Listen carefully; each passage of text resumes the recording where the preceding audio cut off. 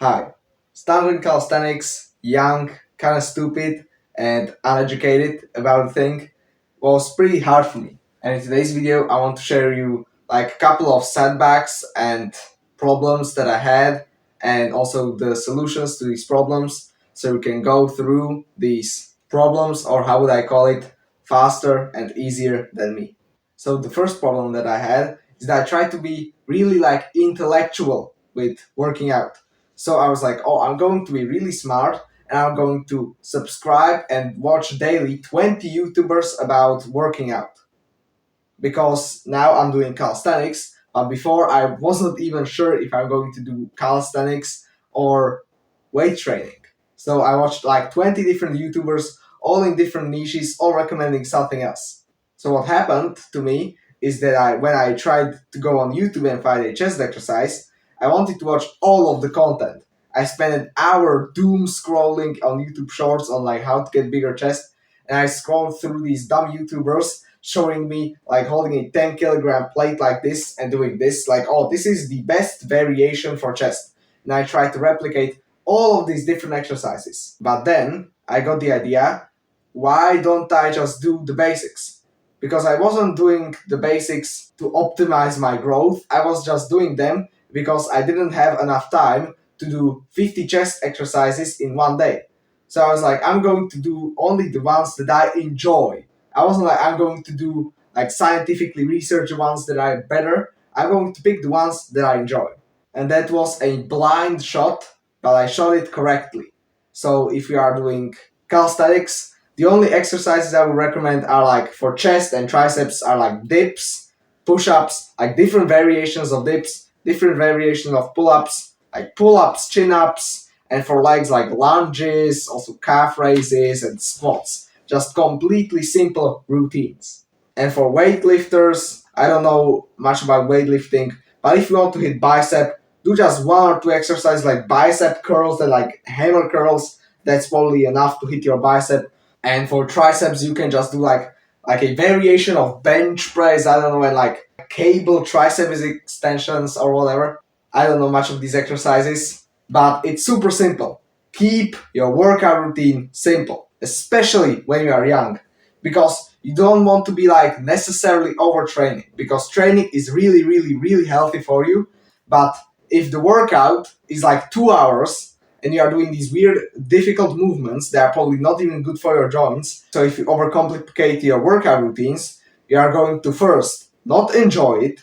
The second one is that you are not going to make that much progress, and you are just going to quit essentially in some time. Because what happens to me is that I sometimes don't enjoy doing the workout, but there are some workouts that I actually enjoy doing, and it's going to be really, really, really hard doing something that you don't like for the long term. So stick to the basics.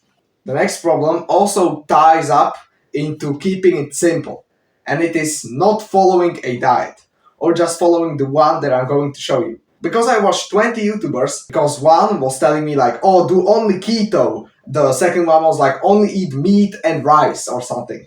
The third one was saying that you can eat whatever you want, because calories in, calories out. But this system that I settled with is that it worked for like 3 years for me. And it sounds something like this. Eat the foods that are the ingredient on its own. You can never go wrong with this. So what do I mean by eating foods that are the ingredient on its own? So eggs. Eggs are an ingredient on its own. Beef or whatever type of meat is an ingredient on its own. Let's say like flour is an ingredient on its own. Milk is an ingredient on its own.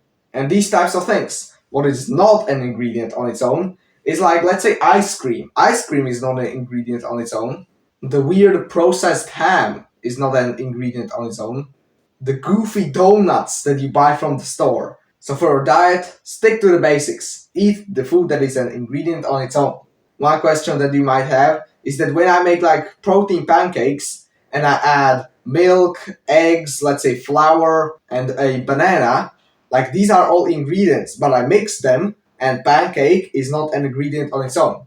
But if you mix all of the ingredients and you don't add any weird shit to it, it's going to be a normal food and you can eat that. Also, when you eat eggs, because you have like eggs and then you add seasonings, you can completely eat that because it's just you are combining these two ingredients together.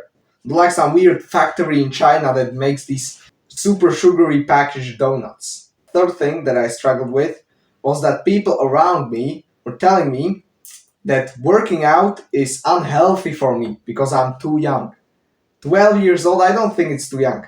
Like, I'd say 2 years old is too young for like be lifting weights or like doing calisthenics. And I was doing calisthenics because calisthenics is even better than lifting weights for longevity and young age. But my classmates, they were also 12, were telling me like, oh, this is super unhealthy, like going outside and to the calisthenics park and hitting these kind of intense workouts. And now I look at them, they are mostly unhealthy, they don't even go outside most of the time, and they don't work out.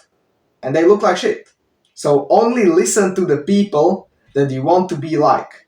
So if my friend is obese and he tells me to not work out, am I going to listen to him? Because if I listen to him, I am going to end up like him. So if you listen to me, you're going to end up like me. And I don't think that would be a bad choice. And then the last one. Some people were telling me that working out will slow down my growth. And this is complete bullshit unless you are doing like back breaking deadlifts or super intense overhead presses, so you are compressing your spine. So if you don't do these extreme movements, like especially deadlifts, if you are not doing deadlifts super intensely, working out is completely fine. And calisthenics and weighted calisthenics makes you grow taller, and this is proven. Because let me give you like a bro science lesson. If you hang onto a bar and you do pull-ups, what are you doing? You are literally stretching yourself because your feet and your legs and your body is kind of heavy and it's pulling you down. And because you hang onto the bar, it stretches your spine. And it's even better when you add a weighted belt to it. You add weight. Let's say you add 20 kilograms and do pull-ups with that.